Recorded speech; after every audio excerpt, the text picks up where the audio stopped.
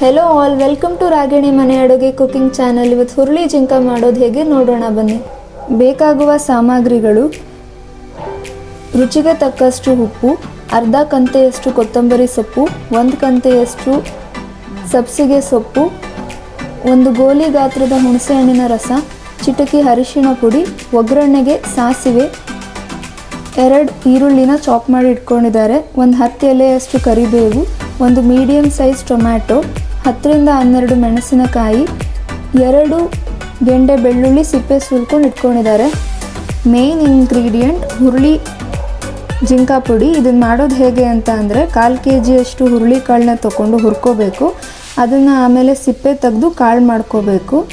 2 spoon ಜೀರಿಗೆ, 1 spoon ಮೆಣಸು, 5 ಒಣಮೆಣಸಿನ್ಕಾಯಿ, 2 ಗೊನೆಯಷ್ಟು ಅರಿಶಿನ ಹಾಕಿ ಪುಡಿ ಮಾಡಿ ಇಟ್ಕೊಂಡಿದ್ದಾರೆ. ಈಗ ಅದರಲ್ಲಿ 2 ಕಪ್ ಅಷ್ಟು ಪುಡಿನ ತಗೊಂಡಿದ್ದಾರೆ. ಗ್ಯಾಸ್ ಆನ್ ಮಾಡಿ ಅದಕ್ಕೆ ಬಾಣಲಿ ಇಟ್ಟು, ಬಾಣಲಿ ಕಾದ್ಮೇಲೆ 4 ಸಾಸಿವೆ ಹಾಕೋಬೇಕು.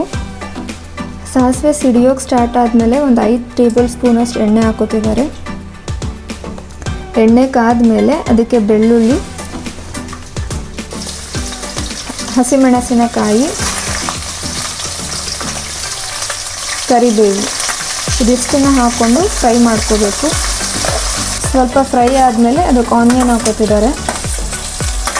ಈರುಳ್ಳಿ ಗೋಲ್ಡನ್ ಬ್ರೌನ್ ಬಂದಮೇಲೆ ಟೊಮ್ಯಾಟೊ ಹಾಕ್ಕೋಬೇಕು. ರುಚಿಗೆ ತಕ್ಕಷ್ಟು ಉಪ್ಪು ಹಾಕ್ಕೊಂಡು ಫ್ರೈ ಮಾಡ್ಕೋಬೇಕು. ಫ್ರೈ ಆದಮೇಲೆ ಸಬ್ಸಿಗೆ ಸೊಪ್ಪು ಮತ್ತು ಕೊತ್ತಂಬರಿ ಸೊಪ್ಪನ್ನ ಹಾಕ್ಕೋಬೇಕು.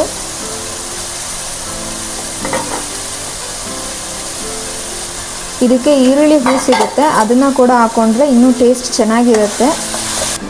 ಸೊಪ್ಪನ್ನ ಚೆನ್ನಾಗಿ ಫ್ರೈ ಮಾಡ್ಕೋಬೇಕು, ಇಲ್ಲಾಂದರೆ ಹಸಿ ವಾಸನೆ ಇರುತ್ತೆ.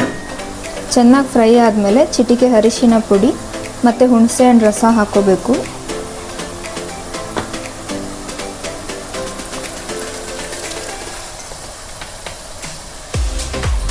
ಒಂದು ಬೌಲಲ್ಲಿ 1 ಲೋಟದಷ್ಟು ನೀರು ತಗೊಂಡು ಅದಕ್ಕೆ ಮೊದಲೇ ಹೇಳಿದ ಹುರುಳಿ ಜಿಂಕ ಪುಡಿನ ಹಾಕ್ಕೊಂಡು ಗಂಟು ಬರದೇ ಇರೋ ಥರ ಕಲಿಸ್ಕೋಬೇಕು. ನೀಟಾಗಿ ಕಲಿಸ್ಕೋಬೇಕು, ಗಂಟು ಇಲ್ಲದೆ ಇರೋ ಥರ ನೋಡ್ಕೋಬೇಕು. ಈಗ ಅದನ್ನು ಒಗ್ಗರಣೆಗೆ ಹಾಕೋತಿದ್ದಾರೆ. ಈಗ ನೀರು ಹಾಕೋತಿದ್ದಾರೆ. ನೀರು ಎಷ್ಟು ಬೇಕು ಕನ್ಸಿಸ್ಟೆನ್ಸಿ ಅದನ್ನು ನೋಡಿ ಹಾಕೋಬೇಕು.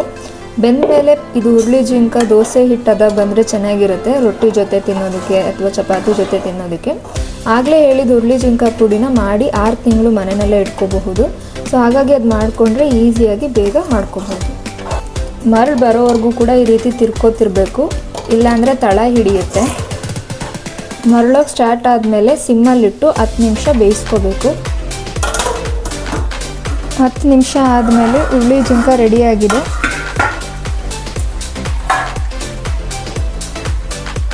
ಈಗ ಇದನ್ನು ಅಕ್ಕಿ ರೊಟ್ಟಿ ಜೊತೆ ತಿಂತಾ ಇದ್ದೀವಿ. ನೀವು ಕೂಡ ನಿಮ್ಮ ಮನೆಯಲ್ಲಿ ಮಾಡಿ ಹೇಗಿತ್ತು ಅಂತ ಕಮೆಂಟ್ ಮಾಡಿ. ವಿಡಿಯೋ ಇಷ್ಟವಾದಲ್ಲಿ ಲೈಕ್ ಮಾಡಿ, ಶೇರ್ ಮಾಡಿ. Thank you. Bye bye.